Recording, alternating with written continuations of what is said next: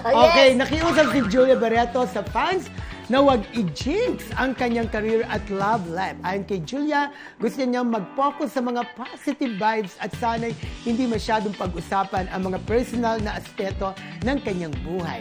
Kahit na may mga bagong proyekto at bagong development sa kanyang love life, mas gusto raw niyang hayaan na lang itong mag-unfold ng natural. Tama. Kasi syempre bibihira rin naman talaga sa showbiz na okay na ang love life mo, tapos okay pa ang career mo. Minsan, kahit hindi sa showbiz, kahit hindi sa showbiz, kahit sa atin, di ba? Parang minsan, hindi mo nakukuha yung dalawang yun. Kahit parang, apakaswerte mo na kapag yung meron ka ng love life, may career ka pa. Correct. O diba, parang ang sinasabi nga, mahirap pagsabayin yung love life at saka yung career. Parang isa lang talaga ang maging successful. O ngayon, sabihin na natin na yung nangyari sa Katniel, di ba? Parehas silang sikat, parehong successful, pero nag-suffer yung kanilang love life, di ba? May mga ganun, pero talagang ito ngayon, hindi matatawaran pa rin kasikatan ni Catherine at ni Daniel. Pero going back to Joshua tuloy to Julia nga, kinaiingitan nga siya nung iba. Napakaswerte mo naman. Kaya nga sabi niya huwag i-jinx ang love life at career ko, di ba? Kasi napakaswerte niya dahil iniisip nung iba na si Gerald Anderson na ang makakatuluyan niya dahil ang tagal na rin nila, di ba? At talaga namang doon sa pag-umpisa nung kanilang relationship, grabe naman ang pinagdaanan nila, talagang diba? pinagdaanan nila.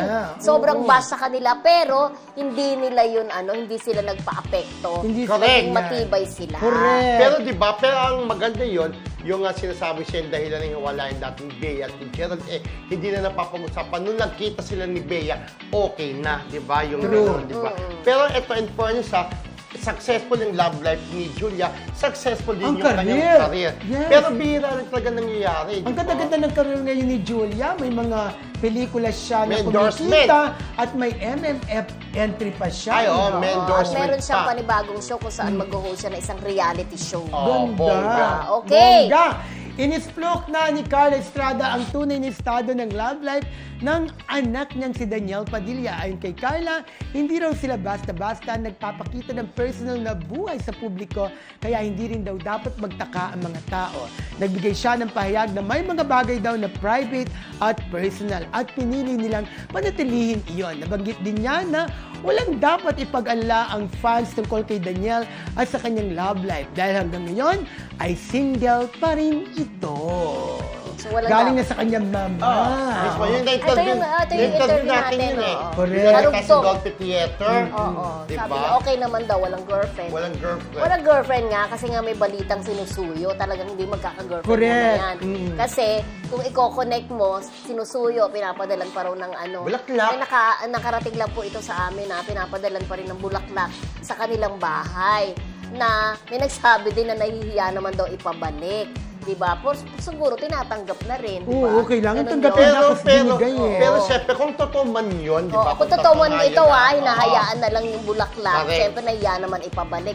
Yung po ang nakakarating sa amin. Pero kung totoo man yun, aamin kaya sila pagka tinanong sila, diba, may interview, talaga bang pumunta sa dressing room mo si Daniel? O kaya, Daniel, totoo bang pumunta ka sa dressing room mo? Kasi hinahanap nila yung resibo. Yung resibo, katotohanan. Pero pagka nag-usap sila, baka sabihin na, huwag lang tayong umamin kung sakasakay, atin na lang to, pero talagang mahal pa rin kita. Baka gumanos. Pwedeng I'm always consistent. I'm always consistent na parang walang ganun. Hindi ko, bakit pupunta with matching flowers, diba? Pero, napatunayan ba na nagpunta? May picture ba? Kasi ang akala nung iba, totoo talaga. Kasi ang mga pinapalabas nilang mga videos, old videos na may hawak si Daniel na bulaklak na matagal na.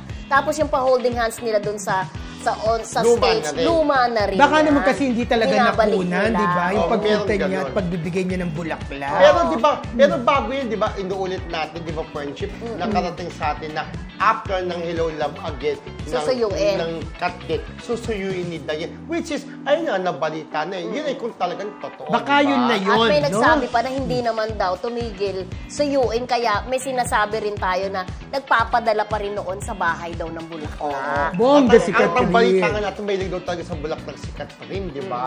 Kaya siguro yun yung one way para masuyo ulit yung Daniel. Pero yun nga, kung magiging okay ulit sila, kung talagang merong nangyari talagang pag-uusap, di ba? Oo, parang ako naman naniniwala ako na parang if they're meant to be, di ba? Oo, They're meant to be. Di ba Kahit sabi na na, ano. may sinasabi rin na love is love, you're the second time around. Pero Yes. nasa sa girl na yan. Oo. Kay Kathy, kung talagang, halimbawa nga suyuin siya ni Daniel, kung sasagutin niya ulit, o kung mahal niya pa talaga. Pero 12 years is 12 years. Malay diba? natin, sila pa rin pala Excuse ang me. magkakatuluyan, no? Hindi Pero, natin alam. hindi namin inaano sa mga sa Katniel, ha? Kaya lang po, syempre, nakarating na rin sa aming balita na di umano'y, nahulog na rin daw talaga ang love ni Catherine kay Alden, di ba? Ayon sa May source ganun natin, din, oo, may ganun may din ganun pong din, balita. Oo. Pero syempre, para sa Katniel, alam naman namin na kaligayahan yun na magkabalikan yung dalawa. That's understandable. That's- Alam oo, din naman naiintindihan namin yung kayo. Kat din. Gusto rin na Oo. ng Kat din. Sila din ang Sila din magkatulad. Correct. ang cut din. So, tinanong natin kung magiging cut Pero din at pa the ba o end of cut the din day, na lang. at the end of the Si day, Catherine hindi pa po rin. kami ang pipili, Oo. hindi yung mga Oo. fans, kundi Yep. yung may katawan. Sino Si kaya ang Kat. magwawagi? Oo. Si Alden ba o O si si Daniel? Daniel. Abangan po natin yan. Yes. So, Yes. sino kayo magiging maligaya, ang cut din o ang cut din?